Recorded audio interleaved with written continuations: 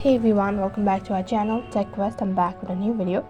In this video, I'll be showing you the steps on how you can change email address on your Instagram account. So I'm going to be showing you step-by-step procedure. Make sure to watch this video till the end and follow the instruction as guided.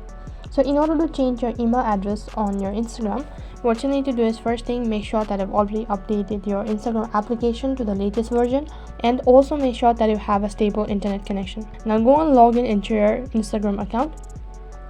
And once you're logged into your account, you'll be taken to the home page.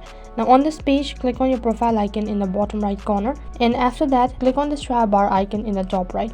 Once you click on the try bar icon, click on settings, and then you'll be taken to the settings page. Now under settings, there are multiple options. You'll need to click on the option that is accounts. After that, you'll be taken to the accounts page, and under it there are a list of sections. Now click on personal information, which is right on top, and after that you'll be taken to the info of your personal information. Now over here you can see that you'll be able to change your phone number as well as your email address.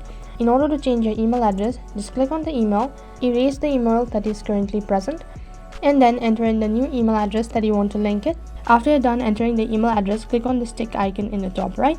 Now a verification code will be sent through email.